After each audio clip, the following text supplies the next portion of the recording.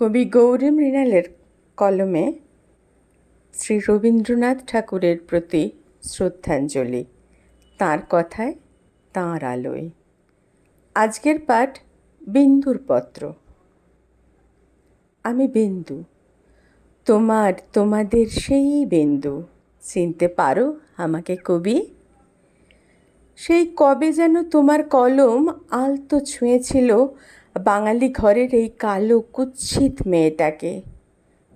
হোক সে খুঁড়তুতো ভাইদের অনাথা বোন, হোক সে বড় দিদির এজমালি সংসারে এক বিষম বালাই, এক অনাবশ্যক আবর্জনা, তবু তুমি তাকে জুটিয়ে দিয়েছিলে এক আশ্চর্য আশ্রয়। সে আমার মেজ দিদি, আমার মৃণাল দিদি। তুমি মোহদাশয় বটে। সেই 27 নম্বর মাখন বড়ালের গলির ওই বাড়িতে একটা গাছ ছিল উত্তর দিকের পাঁচিলের গায়ে নর্দমার ধারে। নতুন পাতাগুলি যখন রাঙা টকটকে হয়ে উঠত, আমার মেজ দিদির মুখখানিতে সেদিন বাসন্তী আলোর রোশনাই, সে বুঝে শুধু আমিই দেখতে পেতুম।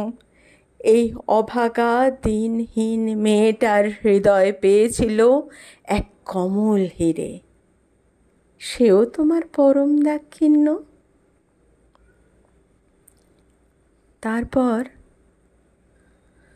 তারপর তোমার শানিত কলম নামিয়ে দিল এক নিকষ কালো পর্দা। কোথা থেকে নিয়ে এলো ঝোড়ো অন্ধকার। আমার সে সুখটুকু তোমার সইল না। আরও একবার আমাকে ঘর ছাড়া করলে তুমি।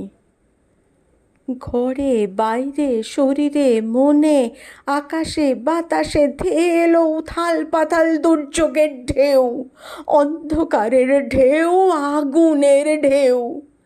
জ্বলতে জ্বলতে, ছুটতে ছুটতে, পালাতে পালাতে শেষবারের মতো কেউ কি ডেকেছিল আমায়, বিন্দু?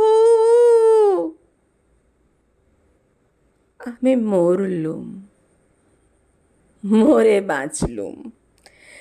কে যেন বললে, মরেছে বই তো না, বেঁচে থাকলে কি না হতে পারত। বলো তো কেন, কেন কেন মরতেই হলো আমাকে?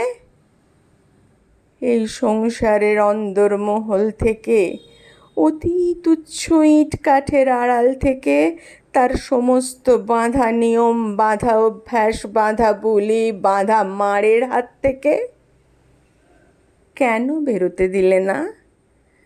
কেন সেই দীনতার নাগপাশ বন্ধনের জয় হলো তোমার কলমে? হার হলো তোমার নিজের সৃষ্টি ওই আনন্দলোকের। এ তো আমারই কথা তোমার কলমে। তোমাকে দোহাই দিয়ে এক নতুন বিন্দুকে গড়ে তোলো তুমি, নতুন করে। আর একবার তুমি তো নিষ্ঠুর নও ভাগ্যের মতো। শ্রীক্ষেত্রের গাড়িতে এবার আমাকেও তুলে দিয়ে আসুক শরৎ। আর একবার নীল সমুদ্র আর আষাঢ়ের মেঘপুঞ্জ ঘিরে আসুক আমাদের চারিদিক। আর একবার অন্ধ আবরণখানা ছিন্ন করে বাইরে এসে দাঁড়াই সেই সুন্দর পায়ে, জীবনের জয় পতাকা উড়িয়ে দিয়ে বলি, जो तुम तोरू पिया मैं नहीं তরু রে। আমিও বাঁচব, আমি বাঁচলুম। কলমে গৌরী মৃণাল, আর পাঠে সোমদত্তা চ্যাটার্জি। নমস্কার।